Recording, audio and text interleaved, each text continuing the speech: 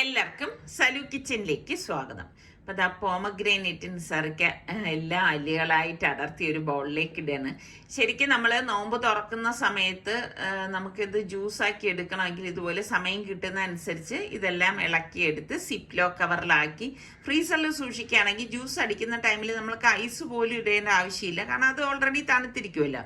പെട്ടെന്ന് നമുക്ക് ജ്യൂസ് അടിച്ചെടുക്കുകയും ചെയ്യാം. ഇപ്പൊ പെട്ടെന്നൊരു ഗസ്റ്റ് ഒക്കെ വരാണെങ്കിൽ ഉണ്ടാക്കി കൊടുക്കാനും അങ്ങനെ വരുമ്പോൾ എളുപ്പമാണ് കേട്ടോ. പിന്നെ ഗ്രേപ്സ്, അതുപോലെ തന്നെ ഷമാം, ഇതൊക്കെ ജ്യൂസ് അടിക്കുന്നത് ഞാൻ ഇതിനു മുൻപ് കാണിച്ചിട്ടുള്ളതാണ്. ഇപ്പൊ ഷമാം ആണെങ്കിലും കട്ട് ചെയ്ത് നമ്മൾ ഫ്രീസറിൽ സൂക്ഷിച്ചാൽ മതി. സിപ്ലോ കവറിൽ ഇടണം എന്നേ ഉള്ളൂ. പിന്നെ പൈനാപ്പിൾ നമുക്ക് ഇതുപോലെ ചെയ്യാം. പിന്നെ ഓറഞ്ചും വാട്ടർമെലണും നമ്മളിങ്ങനെ ചെയ്യാതിരിക്കുന്നതാണ് നല്ലത് കേട്ടോ. അത് രണ്ടുമൊക്കെ നമുക്ക് ഇൻസ്റ്റന്റ് ആയിട്ട് അടിച്ചെടുക്കുന്നത് തന്നെയാണ് ടേസ്റ്റ് കൂടുതൽ. ഇപ്പൊ പോമഗ്രാനൈറ്റ് ഒക്കെ നല്ല ടേസ്റ്റ് തന്നെയാണ് കേട്ടോ. അതിൽ വ്യത്യാസം ഒന്നും വരത്തില്ല. അപ്പൊ എന്താ ഇതുപോലെ കുറേ പോമഗ്രാനൈറ്റ് ഉണ്ടെങ്കിലേ നമുക്ക് ഇതുപോലെ സിപ്ലോ കവറിലാക്കുമ്പോഴേക്ക് കുറച്ചധികമായിട്ട് ഉണ്ടാവത്തുള്ളൂ. അപ്പൊ ഇങ്ങനെ 2-3 സിപ്ലോ കവറിലാക്കുകയാണെങ്കിൽ നമുക്ക് എളുപ്പം ഈ നോമ്പ് തുറക്കുന്ന സമയത്ത് തന്നെ ഇത് അടിച്ചെടുത്താൽ മതിയാകും.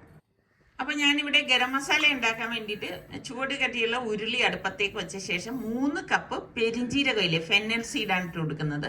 പിന്നെ 1/4 കപ്പ് ഗ്രാമ്പൂവും 1/4 കപ്പ് കശകശയില്ലേ, അതാണ് അത് കസ്കസ്, അതും കൂടി ഇട്ടിട്ട് ജാതിപത്രി ഒരു 1/4 കപ്പ്, ഇതൊക്കെ 1/4 കപ്പ് മതിയെ. പട്ട ഒരു 1/4 കപ്പ്, കുറച്ച് പൊടിച്ചിട്ടുള്ള പട്ടയാണ് കേട്ടോ. 1/4 കപ്പ് ഏലക്ക കുറച്ച് അധികമായിട്ട് തന്നെ വരും 1/4 കപ്പ് എന്ന് പറഞ്ഞാൽ. പിന്നെ നമുക്ക് ബേ ലീഫ് വേണം, അതും കൂടി ഇതുപോലെ ഒന്ന് മുറിച്ചിട്ട് കൊടുക്കുക. ഒരു 3-4 മതിയാവും കേട്ടോ. ചെറുതാണെങ്കിൽ ഒരു 5-6 എടുത്തോളൂ. പിന്നെ നമുക്ക് ഇതിന്ന് തീ കുറച്ച് വെച്ചിട്ടൊന്ന് വറുത്തു കൊടുക്കണം. അപ്പൊ ഇത് ഇത്രയാണ് ഞാൻ ഗരം മസാല പൊടിയിലേക്ക് ഉപയോഗിക്കുന്നത്. ഞാൻ കുരുമുളക് ചേർക്കാറില്ല കേട്ടോ. അപ്പൊ ഈ ഒരു മസാലക്കൂട്ടാണ് ഞാൻ ഇറച്ചിക്കും മറ്റുമൊക്കെ ഉപയോഗിക്കുന്നത്. അപ്പൊ അത് ഇനിയൊപ്പം തീ കുറച്ച് വെച്ച് നമുക്ക് നല്ലതുപോലെ ഒന്ന് റോസ്റ്റ് ചെയ്തെടുക്കാം. ഒന്ന് റോസ്റ്റ് ആയി കഴിഞ്ഞാൽ തണുക്കാനായിട്ട് നമുക്ക് ഗ്യാസ് ഓഫ് ചെയ്ത് മാറ്റി വെക്കാം. അപ്പൊ പാത്തുവിന്റെ ശബ്ദം കേട്ടപ്പോഴേക്കും ഞാൻ ഒരു മീനുമായിട്ട് നേരെ വന്നു. പാത്തു ഇങ്ങനെയാണെ മീന് കൊടുക്കുമ്പോഴേക്ക് സ്നേഹം പ്രകടിപ്പിക്കുന്നത് ഇങ്ങനെ ദേഹത്ത് വന്ന് തിരുമ്മി മുട്ടി നിൽക്കുക. എനിക്കത് ഇഷ്ടമില്ല കേട്ടോ. അപ്പൊ ഞാൻ മുട്ടിക്കാനൊന്നും നിൽക്കത്തില്ല. ഞാൻ പറയും അവിടെ പോയി കൊടുക്കുന്നത് കഴിക്കാൻ പറയും. കാണാനൊക്കെ എനിക്കിഷ്ടമാണെങ്കിലും ടച്ചിങ് ഒന്നും എനിക്കിഷ്ടമില്ല. അപ്പൊ ആ മീനും എടുത്തിട്ട് പാത്തു ദേ ഇങ്ങനെയാണ് കേട്ടോ. എന്ത് കൊടുത്താലും ദേ കാറിന്റെ അടിയിൽ കൊണ്ടുവച്ചിരുന്നാണ് കഴിക്കുന്നത്. അപ്പൊ അതിങ്ങനെ കുറച്ച് നേരമൊക്കെ നോക്കി നിന്ന ശേഷം ഞാൻ പിന്നെ കിച്ചണിലേക്ക് വന്നു. അപ്പൊ നമ്മള് ഇതാ വറുത്ത് വെച്ചിരിക്കുന്ന ഗരം മസാല ഒന്ന് തണുത്തിട്ടുണ്ട്. അപ്പൊ ഇനി ഇതൊന്ന് പൊടിച്ചെടുക്കണം. അപ്പൊ നമ്മൾ മിക്സിയുടെ പൊടിക്കുന്ന ജാർ എടുത്ത് ഒട്ടും വെള്ളമില്ലാതെ നന്നായിട്ടൊന്ന് തുടച്ചെടുക്കണം. അപ്പൊ ജാറായാലും ഈ ജാറിന്റെ അടപ്പായാലും പ്രത്യേകം ശ്രദ്ധിച്ചേക്കണം. അതുപോലെ നമ്മൾ ഉപയോഗിക്കുന്ന സ്പൂണിലും ഒട്ടും വെള്ളം കാണാൻ പാടില്ല. എന്നിട്ട് നമുക്ക് ഇനി ഇത് നന്നായിട്ടൊന്ന് പൊടിച്ചെടുക്കാം. പിന്നെ നമുക്ക് ആവശ്യത്തിനുള്ളത് മാത്രം നമ്മൾ പൊടിച്ചെടുക്കണം. നമുക്കറിയാമല്ലോ എത്ര ആണ് നമുക്ക് ഉടൻ ആവശ്യം വരുന്നതെന്ന്. കാരണം ഒരുപാടായിട്ട് നമ്മൾ പൊടിച്ചെടുത്തു കഴിഞ്ഞാൽ ഈ ഗരം മസാലയില്ലേ, അതിന്റെ മണവും ഗുണവും ഒക്കെ നഷ്ടപ്പെടും. പൊടിച്ച ശേഷം അതൊരു പ്ലേറ്റിലേക്ക് മാറ്റിയിട്ട് അപ്പൊ പൊടിച്ചെടുക്കുമ്പോൾ തന്നെ അതിനൊരു ചൂടുണ്ടാവും. അപ്പൊ അത് നന്നായിട്ടൊന്ന് തണുപ്പിക്കണം. തണുത്ത ശേഷം മാത്രമേ നമ്മൾ കണ്ടെയ്നറിലേക്ക് മാറ്റാവൂ. അല്ലെങ്കിൽ എന്താന്ന് വെച്ചാൽ പെട്ടെന്ന് ചീത്തായി പോകും. അപ്പൊ ഇത് ഞാൻ തണുപ്പിക്കാനായിട്ട് ഇതേ ഉരുളിയിൽ തന്നെ ഇട്ടിട്ട് അതൊന്ന് നിരത്തി കൊടുക്കാനായിട്ട്. ഇനി എന്തെങ്കിലും ബട്ടർ പേപ്പറിലോ അല്ലെങ്കിൽ ഫോയിൽ പേപ്പറിലോ വെച്ചിട്ട് നമ്മളിത് നിരത്തി കൊടുത്താലും മതിയാവും. അപ്പൊ ഇനി ഇത് നന്നായിട്ട് തണുത്ത ശേഷം മാത്രം നമുക്കിത് കണ്ടെയ്നറിലേക്ക് മാറ്റാം. പിന്നെ ആവശ്യത്തിന് നമുക്ക് ചെറിയ ബോട്ടിലാക്കി വെച്ചിട്ട് ഉപയോഗിച്ചാൽ മതി. അപ്പൊ എപ്പോഴും ആ മണം നിലനിൽക്കും. അപ്പോൾ വൈകുന്നേരത്തേക്കുള്ള പലഹാരം ഉണ്ടാക്കാൻ വേണ്ടിയിട്ട് ഞാൻ രാവിലെ തന്നെ 2 കപ്പ് പച്ചരി വെള്ളത്തിൽ കുതിർത്തിട്ടുണ്ടായിരുന്നു. അപ്പോൾ അത് ഡ്രെയിൻ ചെയ്ത ശേഷം മിക്സിയുടെ ജാറിലേക്ക് ഇട്ട് കൊടുക്കുകയാണ്. 2 ബാച്ചായിട്ടാണ് ഇത് അരച്ചെടുക്കണത്. ഇതിലേക്ക് 2 ടേബിൾ സ്പൂൺ ചോറും അതുപോലെ തന്നെ 1 മുട്ടയും കൂടി പൊട്ടിച്ചൊഴിച്ചു കൊടുക്കാണ്. അപ്പം ഈ നമുക്ക് രാത്രി കഴിക്കാനുള്ള പലഹാരം ഞാൻ ഇപ്പോഴേ മാവൊക്കെ ഉണ്ടെങ്കിൽ റെഡിയാക്കി വെക്കും കേട്ടോ. പാകത്തിനുള്ള ഉപ്പും 2 ടേബിൾ സ്പൂൺ തേങ്ങയും കൂടി ഇതിലേക്ക് ചേർത്ത് കൊടുക്കാണ്. ഇനി നമുക്ക് അത് നികക്കെയുള്ള വെള്ളം ഒഴിച്ചിട്ട് ഇതൊന്ന് അടിച്ചെടുക്കണം. അപ്പം അരച്ച് മാട്ടിയൊക്കെ വയ്ക്കാനുള്ളത് ഈ സമയത്ത് ചെയ്തു കഴിഞ്ഞാൽ പിന്നെ നമ്മൾ തറാവിയൊക്കെ നമസ്കരിച്ച് വന്ന ശേഷം മാത്രമേ പലഹാരം കഴിക്കത്തുള്ളൂ കേട്ടോ. അപ്പൊ ആദ്യത്തെ ബാച്ച് മാവ് ഞാനൊരു ബൗളിലേക്ക് ഒഴിച്ചു. രണ്ടാമത്തതും ഇതുപോലെ തന്നെ അരച്ചെടുത്ത് ഒരു ബൗളിലേക്ക് ഒഴിച്ചു കൊടുത്തിരിക്കുകയാണ്. ഇനി ഈ 1 സ്പൂൺ കൊണ്ട് നന്നായിട്ട് ഇതൊന്ന് മിക്സ് ചെയ്ത് കൊടുക്കാം. അപ്പൊ എല്ലാം കൂട്ടിയിട്ട് ഇതുപോലെ മിക്സ് ചെയ്ത ശേഷം നമുക്കിതിലേക്ക് വെളിച്ചെണ്ണ വേണം ഒഴിച്ചു കൊടുക്കാനുള്ളത്. ഏകദേശം 1 ടേബിൾ സ്പൂണോളം വെളിച്ചെണ്ണ ഇതിലേക്ക് ചേർത്ത് കൊടുക്കുകയാണ് ചെയ്യണത്. എന്നിട്ട് എല്ലാം കൂട്ടിയിട്ട് നല്ലതുപോലെ ഒന്ന് മിക്സ് ചെയ്ത് കൊടുക്കാം. ഇനി നമുക്ക് കുറച്ച് തിളച്ച വെള്ളം കൂടി വേണം. ഞാനിവിടെ 1/2 കപ്പ് തിളച്ച വെള്ളം കൂടി ഇതിലേക്ക് ഒഴിച്ചു കൊടുക്കുകയാണ്. ഒഴിച്ചു കൊടുത്തിട്ട് ഒന്ന് ഇളക്കിയിട്ട് ഇനിയിപ്പോൾ ഈ മാവ് ഞാനൊന്ന് റെസ്റ്റ് ചെയ്യാനായിട്ട് മാറ്റി വെക്കണം. അപ്പോൾ കുറഞ്ഞത് നമുക്ക് ഒരു അരമണിക്കൂറെങ്കിലും ഇത് റെസ്റ്റ് ചെയ്യാനായിട്ട് മാറ്റി വെക്കണം കേട്ടോ. അപ്പം ഇതിനിടയിൽ ഞാൻ കഞ്ഞി വെച്ചിട്ടുണ്ടായിരുന്നു. കഞ്ഞിക്ക് എപ്പോഴും കോമ്പിനേഷൻ പയർ തോരനാണല്ലോ. നിങ്ങൾക്കൊക്കെ ഇങ്ങനെ പയർ തോരൻ ഇഷ്ടമാണോ? അപ്പം നിങ്ങളുടെ വീട്ടിലൊക്കെ എപ്പോഴും കഞ്ഞി ഉണ്ടാക്കാറുണ്ടോ? ഞാൻ മിക്കവാറും നോമ്പായി കഴിഞ്ഞാൽ എന്നും കഞ്ഞി ഉണ്ടാക്കും കേട്ടോ. അപ്പം ചെറുപയറിലേക്ക് നമുക്ക് പാകത്തിനുള്ള വെള്ളവും ഉപ്പും അതുപോലെ തന്നെ പച്ചമുളക്, ഞാനിവിടെ 2 പച്ചമുളകാണ് കീറിയിട്ട് കൊടുക്കുന്നത്. എന്നിട്ട് നമുക്കിതൊന്ന് വേവിച്ചെടുക്കാം. ആ സമയത്ത് നമുക്കിതിൻ്റെ അരപ്പ് തയ്യാറാക്കി എടുക്കാം. അപ്പം മിക്സിയുടെ ജാറിലേക്ക് നമുക്ക് തേങ്ങ ഇട്ട് കൊടുക്കാം. തേങ്ങ ഇട്ട് കൊടുത്ത ശേഷം നമുക്കിതിലേക്ക് വേണ്ടത്, ഞാനിപ്പം കുറച്ചുകൂടി മുളക് പൊടിയൊന്നും ചേർക്കത്തില്ല, പച്ചമുളകും തന്നെയാണ് ചേർക്കണം. 3 പച്ചമുളക്, 2-3 അല്ലി വെളുത്തുള്ളിയും 2 ചുവന്നുള്ളിയും 1/4 ടീസ്പൂൺ ചെറിയ ജീരകവും 1/2 ടീസ്പൂൺ മഞ്ഞൾപ്പൊടിയും കൂടി ഇട്ടിട്ട് ഒന്ന് കറക്കിയെടുക്കുകയാണ് ചെയ്യണത് കേട്ടോ. പിന്നെ കുറച്ച് കറിവേപ്പിലയും കൂടി ചേർത്ത് കൊടുക്കും. അതും കൂടി ഇടുമ്പോൾ നല്ല ടേസ്റ്റ് ആയിരിക്കും തോരന്. അപ്പം ഇതുപോലെ ഒന്ന് കറക്കിയെടുത്ത് നമ്മളുടെ അരപ്പ് ഇവിടെ റെഡി ആയിട്ടുണ്ട്. അപ്പോൾ വെന്തിരിക്കുന്ന ആ ഒരു പയറിലേക്ക് നമുക്ക് ഈ അരപ്പ് ഇട്ടിട്ട് ഇളക്കി മിക്സ് ചെയ്ത് കൊടുക്കാം. അപ്പം നിങ്ങൾക്കൊക്കെ തരിക്കഞ്ഞിയാണോ ഇഷ്ടം, അതേ ഇതുപോലത്തെ അരിക്കഞ്ഞിയാണോ ഇഷ്ടം, ഏത് ടൈപ്പാണ് ഇഷ്ടം? ശരിക്കും നോമ്പ് തുറക്കുന്ന സമയത്ത് നമ്മൾ കഞ്ഞി കുടിച്ച്, അതായത് നോമ്പ് തുറക്കുന്ന ആ ടൈമിൽ ഫ്രൂട്ട്സും ജ്യൂസും ഒക്കെ കഴിച്ച് നമ്മൾ കഞ്ഞി കുടിക്കുമല്ലോ, അപ്പം തന്നെ നമ്മളുടെ വയറൊക്കെ നിറയും അല്ലേ. അപ്പൊ അത് കാരണമാണ് ഇവിടെ പിന്നെ അത് കഴിഞ്ഞ് നമ്മൾ വേറെ പലഹാരമൊന്നും അപ്പോഴൊന്നും കഴിക്കത്തില്ല. അപ്പൊ ഇത് ഇളക്കുന്ന കൂട്ടത്തിൽ കുറച്ച് കറിവേപ്പിലയും കൂടി ഞാൻ ഇട്ടിട്ട് ഒന്ന് ഇളക്കി കൊടുക്കണം. അപ്പൊ നല്ല മണം കിട്ടും കേട്ടോ. പിന്നെ ഞാൻ പറഞ്ഞില്ലേ, തറാവി കഴിഞ്ഞ് വന്ന ശേഷമേ ഭക്ഷണം കഴിക്കത്തുള്ളൂ.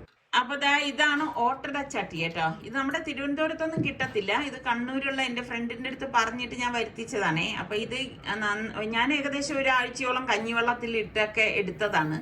അത് പഴകിയോ ഇല്ലയോ എന്നുള്ളത് ഇനി അറിയാം കേട്ടോ. അപ്പൊ ഞാൻ അടുപ്പത്തേക്ക് വെച്ചു, അതൊന്ന് ചൂടാക്കിയ ശേഷം ഞാൻ മാവ് കോരി ഒഴിച്ചു. പക്ഷെ അതിന്റെ ആ ഇരിപ്പൊക്കെ കണ്ടിട്ട് എനിക്ക് ശരിയാവുമെന്ന് തോന്നില്ല. അങ്ങനെ ഞാനത് അവിടെ ഉപേക്ഷിച്ചു. കാരണം ഇനി എനിക്ക് ടൈമില്ല. അപ്പം നമുക്ക് ഓട്ടടയ്ക്ക് വേണ്ട കറി ഉണ്ടാക്കണമല്ലോ. അപ്പം ജാറിലേക്ക് ഞാൻ 3 ടേബിൾ സ്പൂൺ മുളക് പൊടിയും 2 ടേബിൾ സ്പൂൺ മല്ലിപ്പൊടിയും 1/2 ടീസ്പൂൺ മഞ്ഞൾപ്പൊടിയും 1/2 ടേബിൾ സ്പൂൺ ഗരം മസാലപ്പൊടി, പാകത്തിനുള്ള ഉപ്പും കുറച്ച് വെള്ളം ഒഴിച്ച് ഇതൊന്ന് അടിച്ചെടുക്കാം. എപ്പോഴും അരപ്പ് നമ്മൾ ഇതുപോലെ അടിച്ചെടുക്കണം. എന്തെന്ന് വെച്ചാൽ നല്ല കുറുക്കം കറിക്ക് കിട്ടാൻ വേണ്ടിയിട്ടാണ്. അപ്പൊ ഇതുപോലെ വേണം, ഞാൻ പേസ്റ്റ് പോലെയാണ് അരച്ചെടുത്തിരിക്കുന്നത്. ഞാൻ പ്രഷർ കുക്കർ അടുപ്പത്തേക്ക് വെച്ചിട്ട് ഒരു 3 ടേബിൾ സ്പൂണോളം വെളിച്ചെണ്ണയാണ് ഒഴിച്ചു കൊടുത്തിരിക്കുന്നത്. ഇതിലേക്ക് പെരിഞ്ചീരകം, പട്ട, ഗ്രാമ്പു, ഏലക്കായ ഇത്രയും കൂടി ഇട്ട് കൊടുക്കണം. കുറച്ച് ഉലുവയും കൂടി ഉണ്ട്. അതൊന്ന് മൂത്ത ശേഷം ഒരു 3 സവോള ചെറുതായിട്ട് ചോപ്പ് ചെയ്തത് ഇതിലേക്ക് ഇട്ടിട്ട് ഒന്ന് വഴറ്റി കൊടുക്കുകയാണ് ചെയ്യുന്നത്. അപ്പോൾ തീ കുറച്ച് വെച്ചിട്ട് വഴറ്റിയെടുക്കണം. അതിനുശേഷം നമുക്ക് പച്ചമുളക് വേണം. ഞാനിവിടെ നമ്മളുടെ തിരുവനന്തപുരത്തിന്റെ സ്വന്തം പച്ചമുളക് 2 എണ്ണം ഇട്ട് കൊടുക്കുകയാണ്. അപ്പോൾ കുറേ പേര് എൻ്റെ അടുത്ത് ഈ മുളക് എവിടെ കിട്ടുന്നൊക്കെ ചോദിച്ചിട്ടുണ്ട്. ഇതിലേക്ക് 2 ടീസ്പൂൺ ഇഞ്ചി വെളുത്തുള്ളിയും കൂടി ചേർത്തിട്ട് നമുക്കൊന്ന് ഇളക്കി കൊടുക്കാം. ഇത് നമ്മളുടെ ഇവിടെ തിരുവനന്തപുരത്ത് കിട്ടുന്നുണ്ട്. ഇനി മറ്റെവിടെയെങ്കിലും കിട്ടുന്നുണ്ടോ ഇല്ലയോ എന്നുള്ളതൊന്നും എനിക്ക് അറിയത്തില്ല കേട്ടോ. അപ്പോൾ ഇതുപോലെ അടി ചേർത്ത് ഒന്ന് ഇളക്കിയെടുക്കണം. ഇളക്കിയെടുത്ത് അതൊന്ന് കരിയാതിരിക്കാൻ പ്രത്യേകം ശ്രദ്ധിച്ചേക്കണം. ഏത് കറിയാണെങ്കിലും കരിഞ്ഞു കഴിഞ്ഞാൽ അതിന്റെ ടേസ്റ്റ് മാറും. അപ്പൊ ഞാൻ ഇതിലേക്ക് അത്യാവശ്യം വലിപ്പമുള്ള ഒരു തക്കാളിയാണ് എടുക്കുന്നത്. അപ്പൊ ആ തക്കാളിയും കൂടി ഒന്ന് ആദ്യം തന്നെ ഒന്ന് കട്ട് ചെയ്തിട്ട് കൊടുക്കാൻ കേട്ടോ. പല ചേരുവകൾ പല രീതിയിൽ പല തരത്തിൽ ചേർക്കുമ്പോഴാണ് നമുക്ക് വ്യത്യസ്തമായിട്ടുള്ള കറികളും വ്യത്യസ്ത രുചികളും ഒക്കെ ഉണ്ടാകുന്നത് കേട്ടോ. അപ്പൊ ഒരു കറി ഒന്നിനോടും സാമ്യത ഉണ്ടാവത്തില്ല. അത് നിങ്ങളൊന്ന് ശ്രദ്ധിച്ചാൽ തന്നെ മനസ്സിലാവും. കാരണം നമ്മൾ ഉപയോഗിക്കുന്ന മസാലപ്പൊടികളിൽ ഉള്ള വ്യത്യാസത്തിൽ തന്നെ അതിന് വ്യത്യാസം വരും. അപ്പൊ നമ്മൾ ഈ അരച്ചു വെച്ചിരിക്കുന്ന മസാലയില്ലേ, അത് നമുക്ക് ഇതിലേക്ക് ഇട്ട് കൊടുക്കാം. അപ്പൊ പൊടികൾ ഇടുന്നതിൽ നിന്നും നല്ലത്, ഞാൻ നേരത്തെ പറഞ്ഞതുപോലെ കറിക്ക് നല്ല കൊഴുപ്പ് കിട്ടും ഈ ഒരു രീതിയിൽ നിങ്ങൾ തയ്യാറാക്കുകയാണെങ്കിൽ. എന്നിട്ട് നന്നായിട്ടൊന്ന് ഇളക്കി കൊടുക്കണം. ഫ്ലെയിം കുറച്ച് വെച്ചിട്ട് വേണം നമ്മൾ ഇതൊന്ന് ഇളക്കി കൊടുക്കാനുള്ളത്. പിന്നെ ഞാനിവിടെ 1 കിലോ മട്ടൺ നന്നായിട്ട് കഴുകി എടുത്ത് വെച്ചിട്ടുണ്ടായിരുന്നു. ഇതിപ്പോ നമുക്ക് ഓട്ടടയ്ക്ക് കറി വേണമല്ല, അതുകൊണ്ടാണ് ഞാൻ മട്ടൻ കറി ഇപ്പോഴേ അങ്ങ് തയ്യാറാക്കി വെക്കുന്നത്. ഇപ്പം കുഞ്ഞൊക്കെ ഉള്ളത് കൊണ്ട് നമുക്ക് ആ സമയത്ത് വന്ന് ഉണ്ടാക്കാനൊന്നും കഴിഞ്ഞൊന്നും വരില്ല. മോള് ചിലപ്പോൾ നിർബന്ധം പിടിച്ച് കരയുകയും ഒക്കെ ചെയ്യും. അപ്പൊ ഇതുപോലെ ഒന്ന് ഇളക്കിയെടുക്കണം. അടി ചേർത്ത് വേണം ഇളക്കിയെടുക്കാനുള്ളത്. അപ്പൊ കറിയൊക്കെ ആയിക്കഴിഞ്ഞാൽ നമുക്കൊരു സമാധാനമാണല്ലോ. കാരണം ഇവര് പള്ളിയിൽ നിന്ന് ഞാൻ പറഞ്ഞില്ലേ, പള്ളി കഴിഞ്ഞ് വന്ന ശേഷമേ ഭക്ഷണം കഴിക്കത്തുള്ളൂ. ഒന്ന് വഴണ്ട ശേഷം അതേ ജാറിൽ തന്നെ ഞാനിവിടെ ഏകദേശം 1/2 കപ്പ് വെള്ളം എടുത്ത് ഒന്ന് ഒഴിച്ചു കൊടുക്കാണ്. അപ്പൊ വെള്ളം പോരാൻ തോന്നിയത് കൊണ്ട് ഞാൻ വീണ്ടും ഒരു 1/2 കപ്പ്, ടോട്ടൽ 1 കപ്പ് വെള്ളം ഇതിലേക്ക് ഒഴിച്ചിട്ടുണ്ട്. അപ്പം വെള്ളമൊക്കെ നിങ്ങൾക്ക് എത്രയാണ് ചാറ് വേണ്ടത് അതിനനുസരിച്ച് എടുത്താൽ മതി. ഒരുപാട് ചാറായി കഴിഞ്ഞാലും അത്ര ടേസ്റ്റ് ഒന്നും ഉണ്ടാവത്തില്ല കേട്ടോ. അപ്പോൾ ഇതാ ഇതുപോലെ ഒന്ന് ഇളക്കി കൊടുക്കണം. ഇതിപ്പോൾ കാശ്മീരി ചില്ലി ആയിട്ടാണ് നല്ല കളറ്, പക്ഷെ എരിവൊന്നും ഉണ്ടാകത്തില്ല കേട്ടോ. കാരണം ഇവിടെ നിസാർക്കാർക്ക് എരിവ് തീരെ പറ്റത്തില്ല, അതുകൊണ്ട് എൻ്റെ കറികൾക്കൊന്നും എരിവൊന്നും ഉണ്ടാകത്തില്ല. പിന്നെ കുറച്ച് കറിവേപ്പിലയും കൂടി ഇട്ടിട്ട് പ്രഷർ കുക്കർ മൂടിയിട്ട് നമുക്കൊരു 4 വിസിൽ വരെ ഇതൊന്ന് വേവിച്ചെടുക്കാം. അതൊക്കെ ഓരോ മട്ടനെ ഡിപ്പെൻഡ് ചെയ്തിരിക്കും വേകുന്ന ടൈം എന്ന് പറയുന്നത്. പിന്നെ സ്റ്റീം പോയ ശേഷം ഞാൻ കുക്കർ ഒന്ന് ഓപ്പൺ ചെയ്യാണ്. കണ്ട കറക്റ്റ് പരുവത്തിന് നമ്മളുടെ മട്ടൻ കറി വെന്ത് വന്നിട്ടുണ്ട്. ഇതും ഓട്ടടയും നല്ല കോമ്പിനേഷനാണ് കേട്ടോ. എത്ര പേർക്ക് ഓട്ടടയുടെ കൂടെ നിങ്ങൾക്ക് കഴിക്കാൻ ഇഷ്ടപ്പെട്ട കറി ഏതാണ്? അപ്പം ഓട്ടട തന്നെ പലതരത്തിലാണ് ഓരോരുത്തരും ഉണ്ടാക്കുന്നത്. അപ്പം ഇത് ഞാൻ ഇനിയിപ്പം അടച്ചൊന്ന് മാറ്റി വെക്കണം. ഇനി രാത്രി എടുക്കുന്ന സമയത്ത് ഇതൊന്ന് ചൂടാക്കി എടുക്കും. കാരണം ചൂടോടുകൂടി കഴിക്കുമ്പോഴാണല്ലോ കറിയൊക്കെ നല്ല ടേസ്റ്റ് കിട്ടുന്നത്.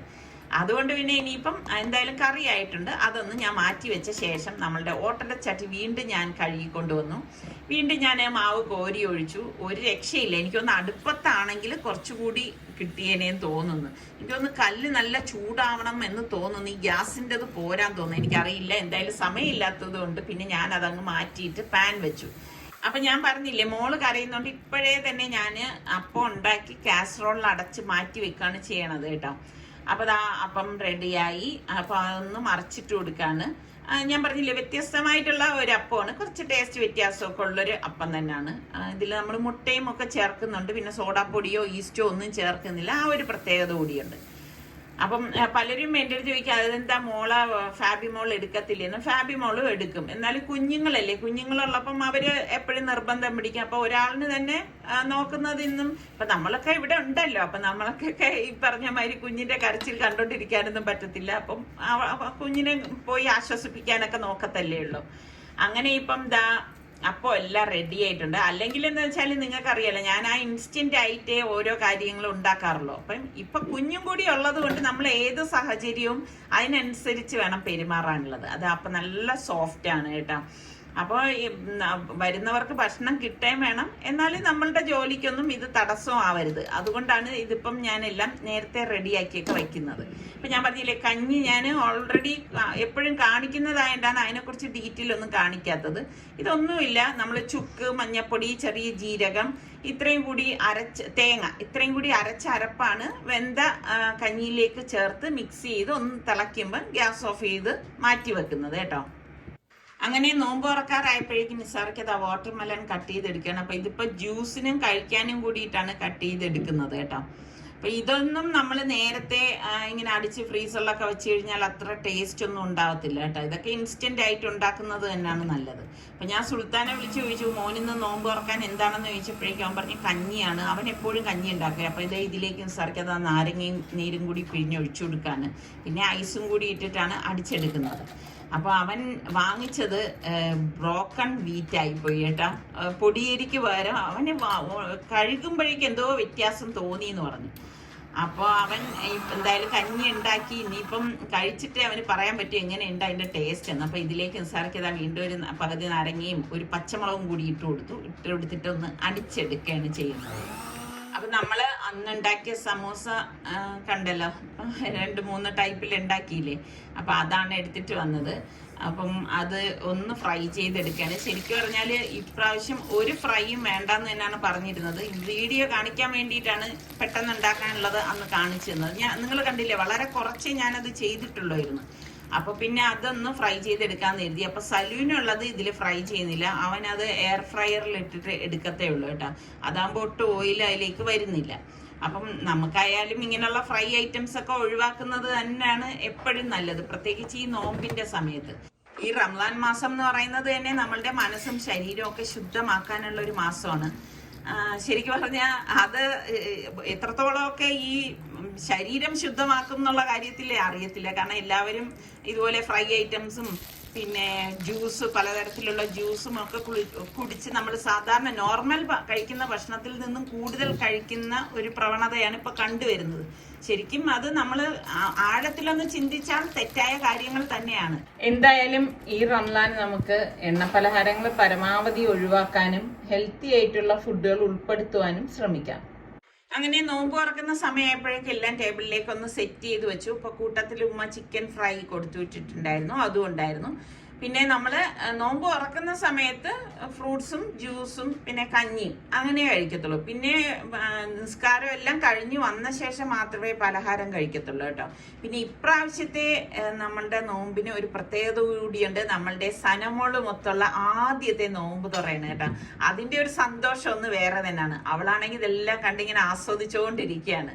അപ്പൊ കഴിഞ്ഞ വർഷം ഇങ്ങനെ ഒരാളില്ലായിരുന്നു, ഇപ്രാവശ്യം പുതിയൊരു അതിഥിയും കൂടി എത്തിയിരിക്കുകയാണ്. അപ്പൊ നിങ്ങൾ എല്ലാവരും ഞങ്ങൾക്ക് നമ്മളുടെ സനമോൾക്കും വേണ്ടിയിട്ട് ദുആ ചെയ്യണം.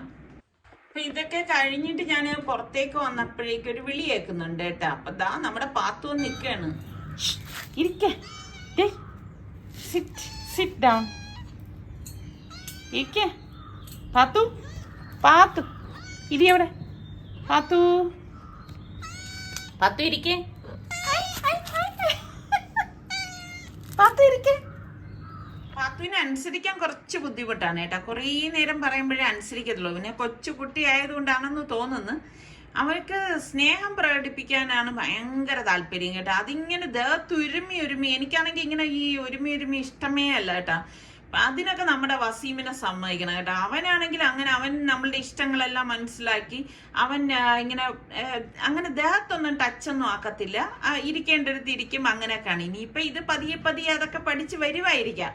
എന്തായാലും ഇതാ ഇങ്ങനെ മൊയിലിരിക്കുന്നത് പോലെ വന്നിരിക്കും കേട്ടാ. അപ്പൊ ഇങ്ങനെ ഇരുന്നിട്ട് എന്തൊക്കെയോ ആക്ഷൻസ് ഒക്കെ കാണിക്കുന്നത് കാണാം കേട്ടോ. ഇവിടെ കിടന്ന് കമഴ്ന്ന് കിടന്ന് ഇങ്ങനെ ദേഹം ഇട്ട് ഉരയ്ക്കുന്നു. എന്തൊക്കെ അവന്റെ കളികൾ കണ്ടോണ്ടിരുന്നു കഴിഞ്ഞാല് സമയം പോണതേ അറിയുന്നില്ല കേട്ടാ. ഇപ്പൊ എനിക്ക് എപ്പോഴും അവനെന്നേ വരുന്നുള്ളൂ. ഇത് പാത്തു ആണെന്ന് എനിക്ക് അങ്ങോട്ട് അക്സെപ്റ്റ് ചെയ്യാൻ മനസ്സ് ഇതുവരെ ആയിട്ടില്ല കേട്ടോ. അതേ കണ്ടോ എന്തൊക്കെ കാണിക്കുന്ന, ആ ടയറിൽ കയറുന്നതേ. ഫാബിമോളെ ഷൂസ് അവിടെ കിടക്കുന്നുണ്ട് കേട്ടോ. അതിങ്ങനെ ഉന്നം വെച്ചിരിക്കുകയാണ്.